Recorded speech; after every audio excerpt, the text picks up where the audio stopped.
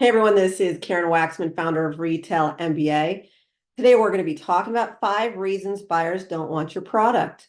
So if you have a great product and you want to sell to stores, here are 5 reasons why you're probably not selling to them and what to do about it. With that said, let's get started on today's training. Let's get started on today's training on the 5 reasons chain stores are not buying your product and or are not interested in you.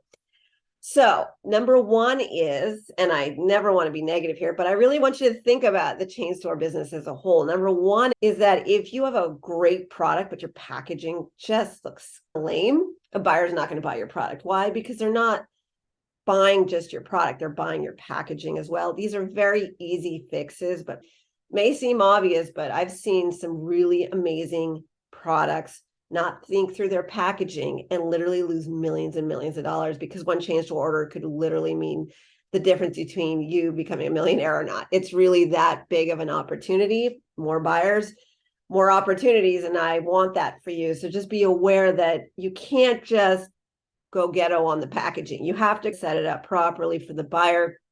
The cool thing about chain stores is it's completely formulaic on how they sell products and how they want your packaging and all those things. So number one is you cannot walk away without having decent packaging. Doesn't mean you have to spend a ton of money on it.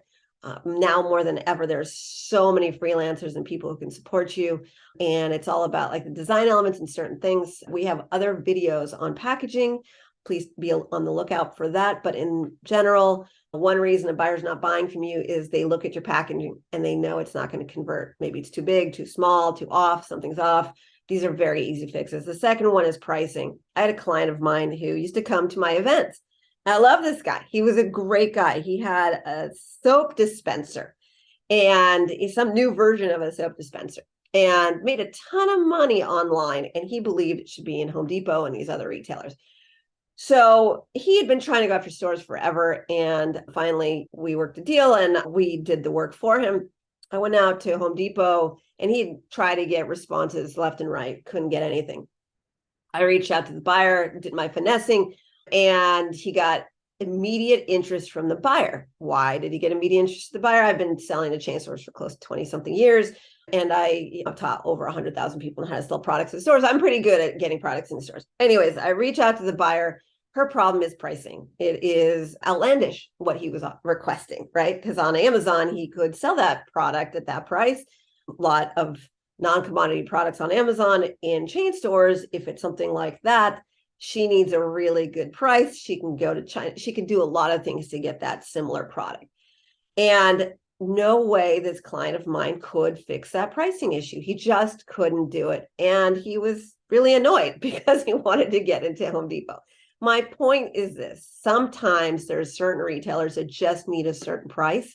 And if you can't hit that price, you cannot work with them. It may be you have a great product, but the pricing is off. There are so many workarounds to it. Told him all the workarounds. He didn't do the work, didn't get into Home Depot. Nothing I can do about it. It doesn't mean that you have to break the bank or all sorts of things. There are strategies here. How bad do you want it? There's always a solution with the pricing. I assure you, I've seen it time and time again. There are a lot of people making products in the world. There's a lot of manufacturers out there. There's someone who can attest to doing this for you at the price that you need it. How bad do you want it? That's the real question. And also there's obviously strategies and things that you have to work through beyond just a manufacturer. And we can support you with that if you are interested or getting stuck on pricing and retailers. The next reason that a buyer is rejecting you at chain stores is that they are literally looking at your product and not seeing any value add to what they're currently doing. Buyers are day jobbers. They work during the day, they go home. It's a little different than an entrepreneur. Not putting anyone down. A lot of you guys are day jobbers and also are entrepreneurs on the side. The reason I say this is because there's a lot of paperwork involved in submitting a vendor into their business. And sometimes they don't want to fill out the paperwork just because what you're showing them is not that cool compared to what they're seeing in their stores.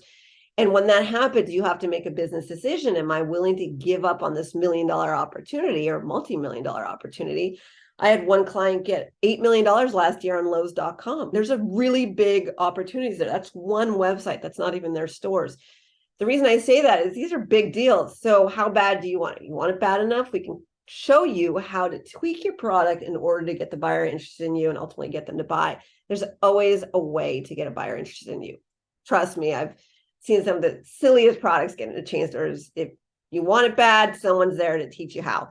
So the bottom line is she's looking at your product and she's just not willing to fill out the forms and do the paperwork because it's just not that interesting. The next one is that if a buyer looks at your product and she's interested, but you're like lazy and you're shipping the samples late and or you're too scared and you're not following up correctly. I see it happen all the time.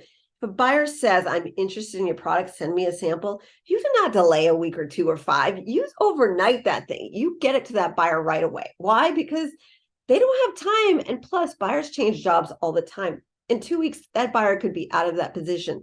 It is very common for a chain store buyer to be switched out of their buying position to a different buying position. I have videos explaining how that works at chain stores. Please look at my YouTube channel, Retail MBA. The bottom line is that this buyer might be gone soon. You got to jump on the opportunity. And if you're slow, you're not following up, she might be gone. She might not be interested. You're not that hungry. She doesn't want to work with you. She likes hungry people. Not annoying, but hungry, meaning I'm willing to do the work as quickly as possible to help you get things going because she's interested and you're there, jump on that opportunity. And the last one is that if a buyer is interested in your product, but she starts going through all of the fees and all of the things, and you are not interested in some of her terms, she will not work with you. Why? Because a buyer is usually the one in charge at that point.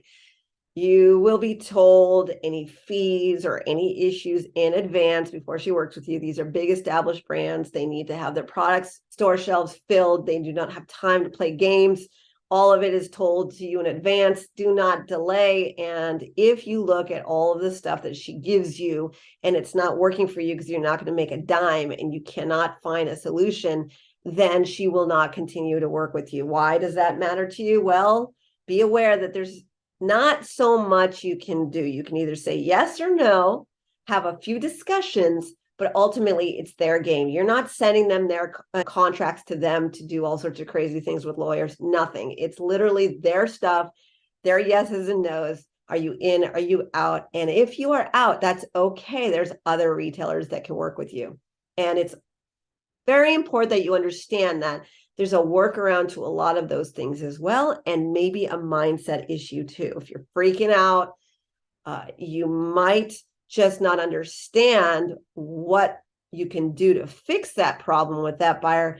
And that's why people like me exist, a retail consultancy where we help you understand how to go after chain stores in a way that makes you a lot of money and also deals with some of the objections and some of the issues that can come up with working with chain stores. And that's why we do what we do, try to help you as best as we can through our training systems, our events. All of it includes coaching, and we're really here to support. That's the final one. Really, there is a workaround to some of the concerns you have.